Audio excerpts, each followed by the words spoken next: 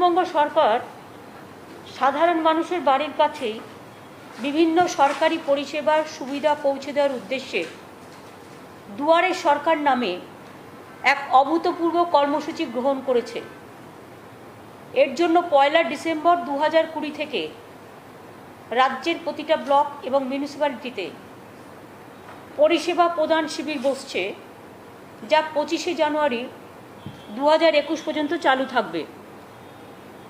একটু কারেক্ট করে নেবেন, এটা 25 জানুয়ারি হবে।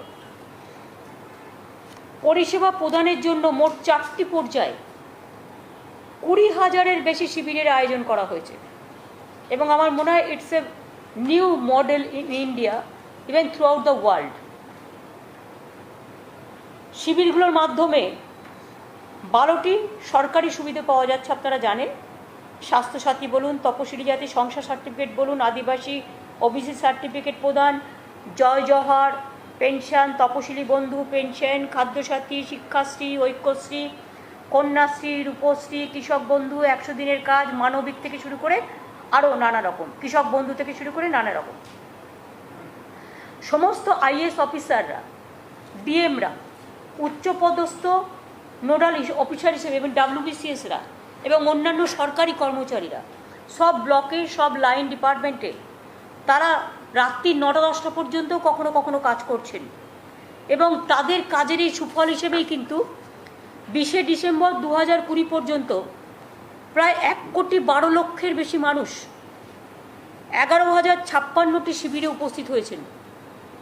আমরা জনগণকে অভিনন্দন জানাই এবং বিশেষ করে এই যে 1,12,00,000 মানুষকে আমার সরকারি কর্মচারীরা, আমাদের ভলেন্টিয়ার্সরা, আমাদের ডিএমসরা, আমাদের ডেভেলপমেন্ট অফিসাররা, আমাদের বিডিওরা, আমাদের এসডিওরা, আমাদের পুলিশ প্রশাসন সবাই মিলে যে সহযোগিতা করে কাজটা করেছেন এবং বিশেষ করে আজকে দেখতে পাচ্ছেন মিটিংয়ে আমরা অনেকেই আছি, তার মধ্যে চিফ সেক্রেটারি, ফাইন্যান্স সেক্রেটারি,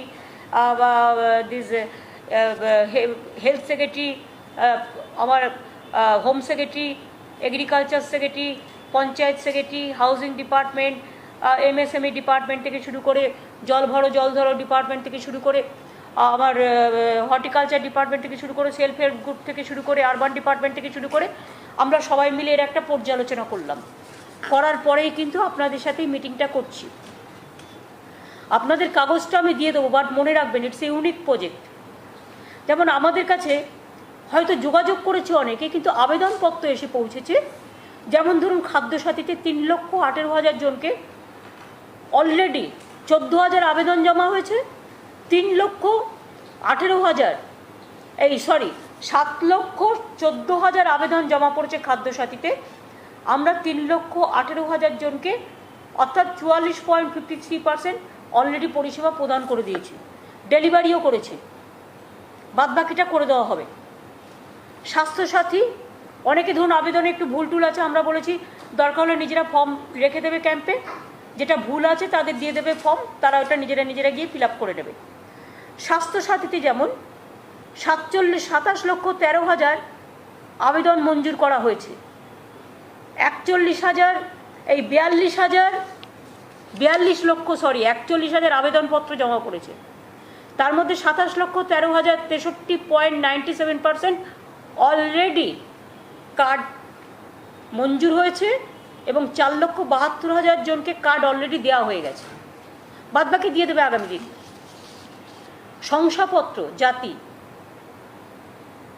9,51,000 আবেদনপত্র জমা পড়েছে, 69,000 জনকে অলরেডি পরিষেবা দিয়ে দেওয়া হয়েছে, শংসাপত্র দিয়ে দেওয়া হয়েছে, বাদবাকি এই যে টাইম আছে টাইমের মধ্যে দিয়ে দেবে। জয় জওহার যেটা হচ্ছে আদিবাসীদের প্রকল্প পেনশন, এখানে 2,000 আবেদনপত্র জমা পড়েছে, 1,500 জনকে 75% পরিষেবা দিয়ে দেওয়া হয়েছে। তপশিলি বন্ধু 10,000 জমা পড়েছে, 6,600 জনকে 66% অলরেডি তপশিলি বন্ধু, যেটা 60 বছর হলে 1,000 টাকা পেনশন পায়, দিয়ে দেওয়া হয়েছে। কন্যাশ্রী 72,000 জনকে অলরেডি দিয়ে দেওয়া হয়েছে এবং বাদবাকি যেটা আছে সেটা জানুয়ারি মাসে যেহেতু ওদের ইয়ার শুরু হয়, বাদবাকিটা পেয়ে যাবে।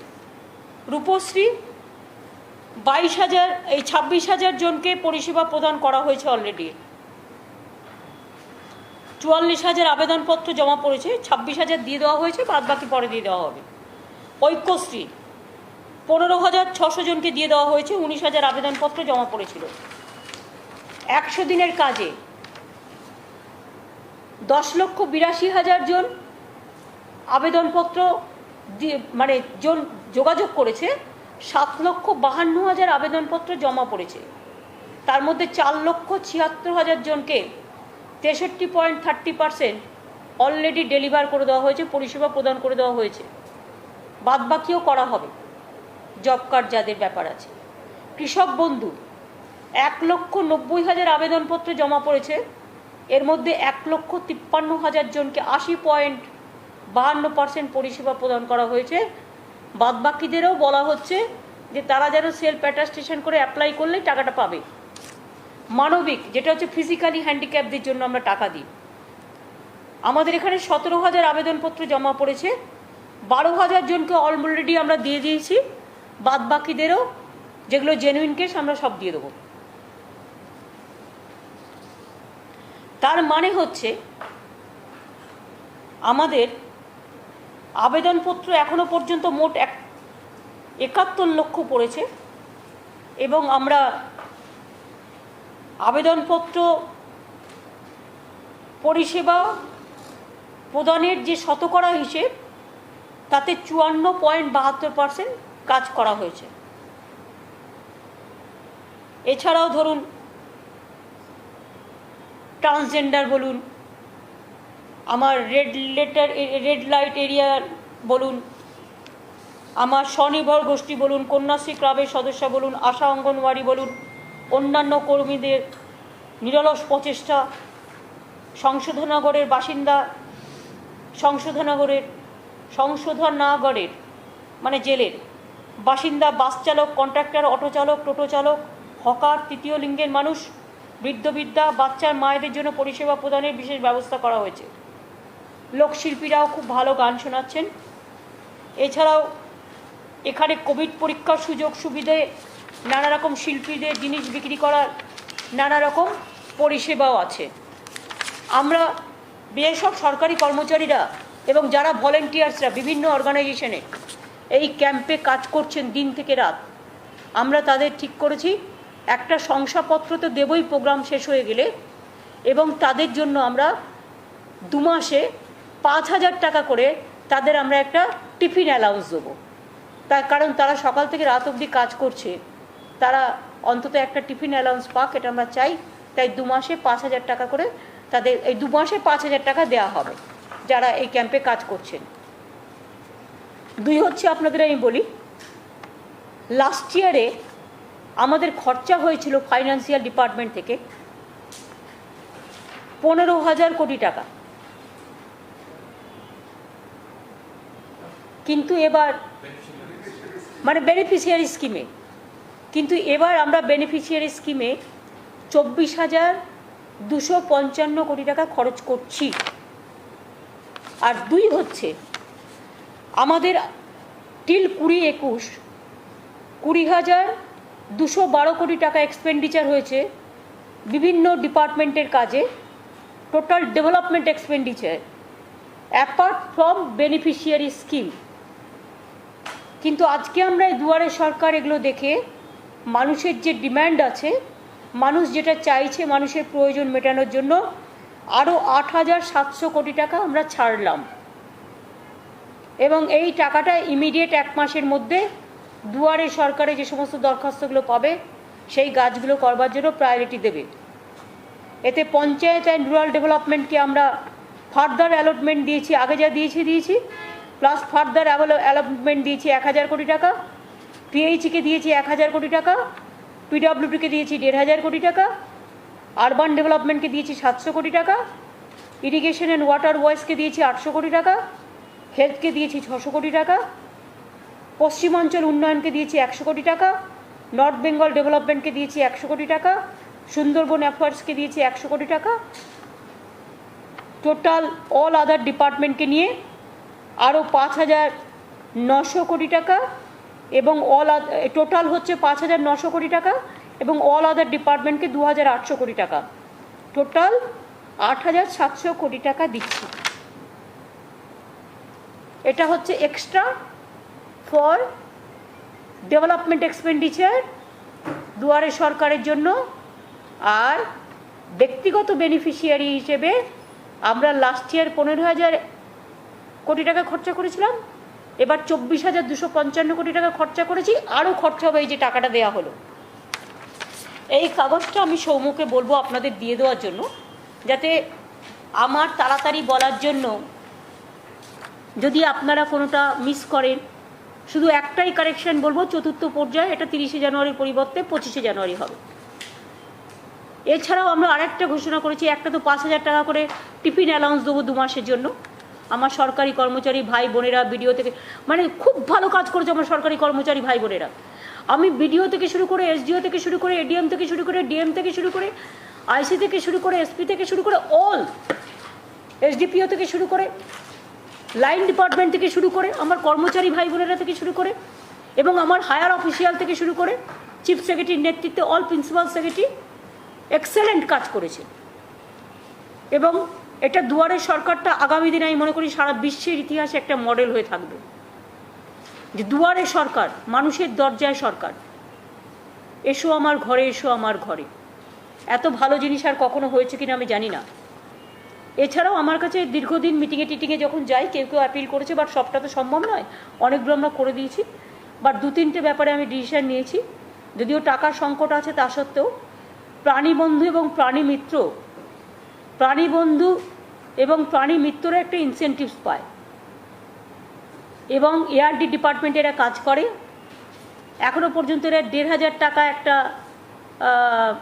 মান্থলি পেত, সেখানে এই ইনসেন্টিভসটা আমরা 3,000 টাকা বাড়ালাম। প্রাণীবন্ধু আর প্রাণীমিত্র দুটোর ক্ষেত্রে 3,000 টাকা করে দিলাম। 1,500 টাকা আমরাই করেছিলাম, আগে কিছুই পেত না, শুধু ইনসেন্টিভস, ইঞ্জেকশন দিলে টাকা পেত। আর 2 হচ্ছে ভিলেজ রিসোর্স, যেটা ভিআরপি, ওই মাঝে মাঝে আমাকে প্ল্যাকার্ড দেখায়, আমি ওদের বকলেও মনে রাখবেন আমি ভালোবাসি। আগে কিছুদিন ওদের বাড়ানো হয়েছিল, কিন্তু ওদের একটা ডিমান্ড ছিল যে ওদের যদি 5,250 কোটি টাকা করে দেওয়া হয়, কারণ ওরা যেটা পেত, ওরা হচ্ছে 20 দিনের বা 30 দিনের একটা কিছু পেত, তাতে ওরা খুব কম পেত। তাই টোটাল এটার জন্য 105 কোটি টাকা খরচ হবে বছরে, কিন্তু ওদের আমি 5,250 কোটি টাকা মান্থলি করে দিলাম, 20 দিনের বদলে 30 দিন করে দিলাম। এটাই ওরা চাইছিল, এটাও করে দিলাম। আর কি আছে? আবার বাদ বাকিটা কালকে বলবো, সব একসাথে বলবো না, গুলিয়ে ফেলবেন। আর সব একসাথে বললে একসাথে সব খাবার খেলে হজম করতেও পারবেন না, কারণ আপনাদের এমনিতেই জায়গা কম, কারণ পজিটিভ জিনিস লেখার জায়গা তো আপনাদের কম। এটা তোমায় দেবো না, তুমি ওদেরটা দিয়ে দেবে। পজিটিভ জিনিস লেখার জায়গা আপনাদের কম, নেগেটিভ জায়গা লেখা জিনিস আর টিভিতে দেখানোর জায়গা অনেক বেশি। আমাদের জন্য আপনাদের হাতে সময় একটুও নেই, সবটাই আমাদের বিপরীতে লেখার জন্য, কিন্তু সবটাই পজিটিভ বললাম। এই পজিটিভ ব্যাপারে যদি if you have any 1 or 2 question, then only can I give you the reply. কিন্তু আমার অফিসাররা এখন আছে, তাদের সামনে আশা করি এমন কোনো পলিটিক্যাল কোয়েশ্চেন জিজ্ঞেস করবেন না যাতে they feel embarrass.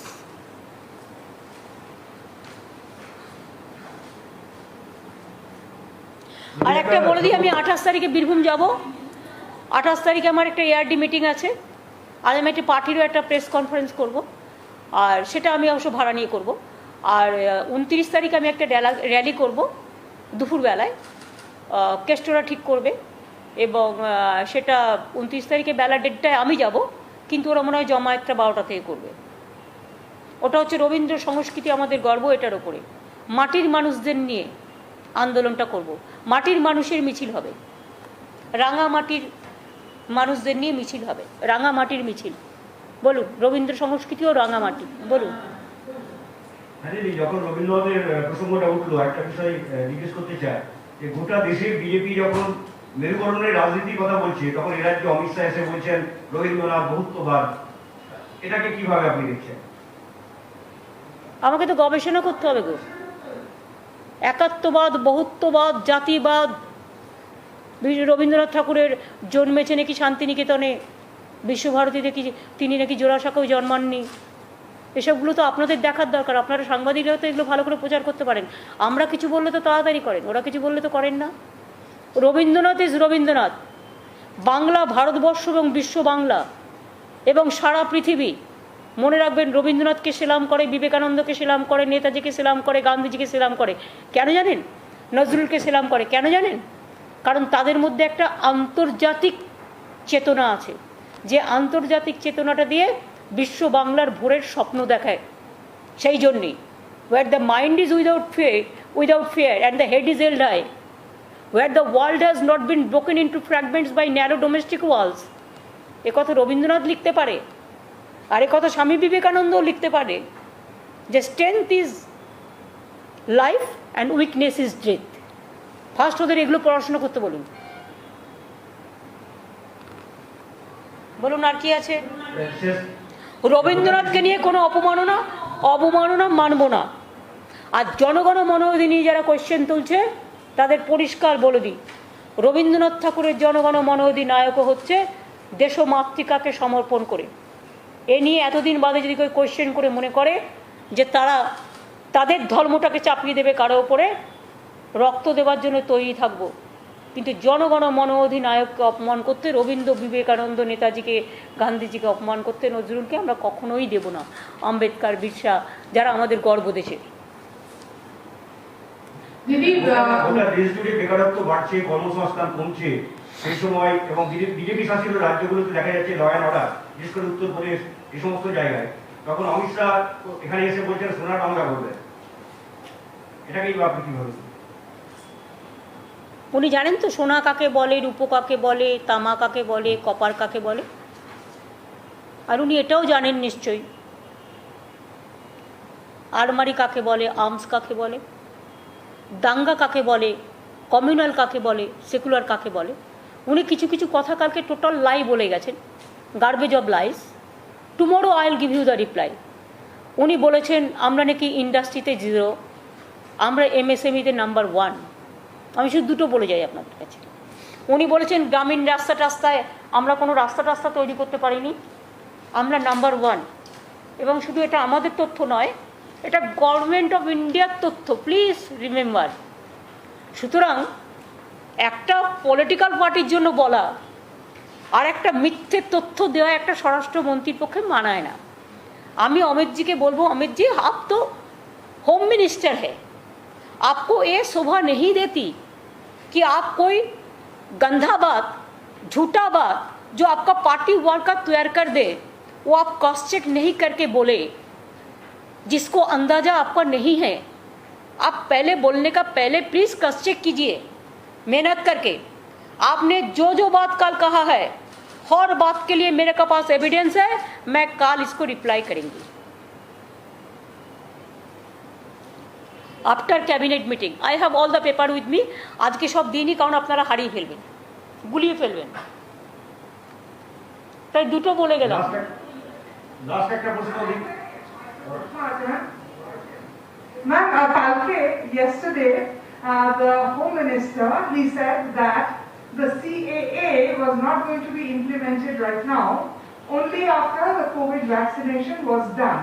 Do you think this is a beating the retreat by the BJP on the whole issue of CAA against which you have been fighting? BJP is a cheating baj party. Bengali we will say cheating baj, but sorry, English it may be cheater. The politics of the BJP leaders is, for politics they can do anything, they can say anything, and they can say all the garbage of lies. Why, when they pass the act, from that time we are opposing, and I said that every citizen of this country is the citizen of this country. Earlier there is a provision that DM should have given the permission for the newcomers from if they complete this 5 years or 3 years like this, but whoever who came before 1971, all are the citizens of this country. And Mothuas, they are very much citizens of this country, and we have recognized all the refugee colonies. They are the recognized. All my Bengal people are the recognized people, and they are the citizens. We all the citizens of this country. They cannot decide the fate of the citizens. Let them decide their own fate.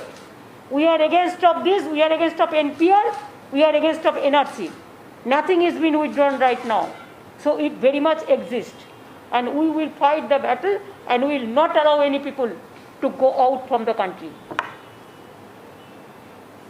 দিদি বিজেপির নেতা বিশেষ করে অমিত শাহ এসেছিলেন এবং তাদের যে সভা সেখান থেকে একটা বিষয়কে বড় করে বলা হচ্ছিল, সেটা হচ্ছে যে আপনারা রাজ্য সরকার কেন্দ্রীয় সরকারের প্রকল্পগুলো একেবারেই নেন না এবং তার ফলে মানুষ ডিপ্রাইভড হয় এবং একই সঙ্গে তাদের যেটা দাবি কেন্দ্রে এবং রাজ্যে যদি একই দলের সরকার হয় তাহলেই রাজ্যের মানুষ বেনিফিটেড হবে।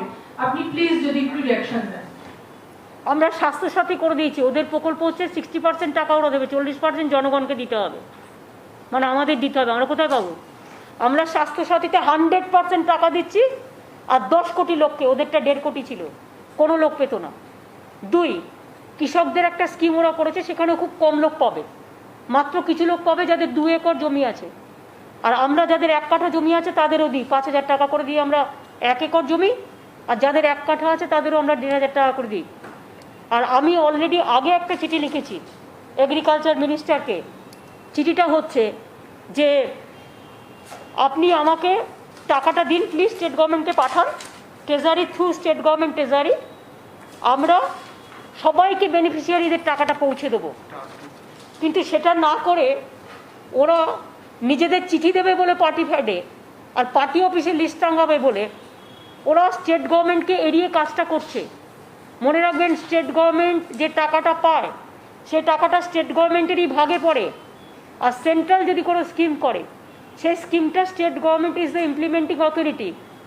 কোভিড হলে কোভিড ফেস করবে স্টেট গভর্নমেন্ট, আগুন লাগলে আগুন ফেস করবে স্টেট গভর্নমেন্ট, মানুষ মরে গেলে মানুষ ফেস করবে স্টেট গভর্নমেন্ট, বিপদে পড়লে মানুষ আমফান হলে স্টেট করবে। আর যখন টাকাটা দেবে তখন ওনারা ওনাদের ছবি দিয়ে, বিজেপি পার্টির ছবি দিয়ে আর সিম্বল দিয়ে ওটা পার্টি পত্রিকা করে দেবে। সেই জন্য আমরা বলেছিলাম যে আমরা দিতে রাজি, আমরা কখনো বলিনি আমরা দেব না, উই আর রেডি, প্লিজ আপনারা আমাদের টাকাটা পাঠান, আমরা করব। দেখুন, আজকেও আমি একটা চিঠি লিখেছি। Before writing this letter I personally tried to talk to agricultural minister. He was not available. They said that he is busy with the virtual conference. Maybe that I don't have any mind. I didn't mind for that. Now what I have written, just go through it. Dear Narendra Singh Tomar ji, agricultural minister, you may kindly recall my letter 77 CM 2020 dated September 9th. September কমাস হলো, বলুন আপনারা বলুন। 3 মাস আগে লিখেছিলাম। Regarding the PM Kisan Samman Nidhi scheme launched by the central government, copy enclosed. Decision of the central government on implementation of the scheme in West Bengal and transferring the requisite fund to the state government for onward disbursement of the farmers through the state government machinery is still awaited.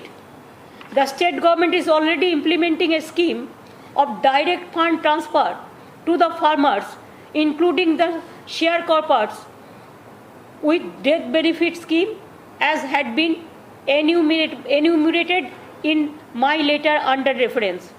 More than 73 lakh farmers are to be benefited under this scheme. I once again request you to kindly arrange to transfer the requisite fund to the state government for onward disbursement with full responsibility to the farmer beneficiaries of the state through state government machinery. After disbursement, a list of beneficiaries will be sent to you for your information. I do hope that a decision in this matter would be taken very quickly and communicated to us. What you want more? What you want more? কি মনে করে implement করবে state government? State government তো টাকাটা দেয়। পঞ্চায়েতে কাজ করে কে? স্টেট গভর্নমেন্ট করে।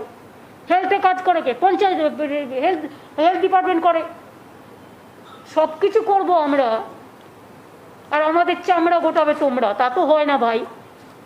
কখনো কখনো টক আমরাও খেতে হবে। Grapes are sour, Amra is also sour. Am I clear?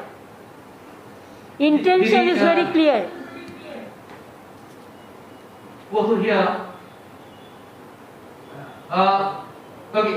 Didi, the question that I have is the Home Minister yesterday, with regard to the central deputation of the 3 IPS officers. I said I will reply you tomorrow all this question. I told you there are so many issues he raised, but this question I don't think he raised. But That whatever the state government should talk to the center, because the center has obliged with the constitutional provisions, and the state government they have not deviated from any constitutional provision, and the state government must speak to the center to clear this up. They have not done anything wrong. please understand. This is what he said. Please understand. I am not so educated like him. I am just a simple man from the soil. My experience is as a 7-term MPs of Parliament and 2 terms what I work in the state. There is a constitution, there is a convention. Now this provision only applied as the time of emergency. If there is an emergency or super emergency or special emergency. Do you think that they have already announced super emergency in Bengal? Then why it will be implemented only for Bengal? Why? The election is coming, that's why. They want to scare the officer. We are not going to cow down our head. But my Chief Secretary and my Home Secretary and my DG, already they have talked to Home Secretary so many times. And they are always welcome. They can talk anytime. I believe negotiation. I don't believe bulldoze or the demolition. Thank you. Didi, one question, Didi. No, আমার meeting আছে.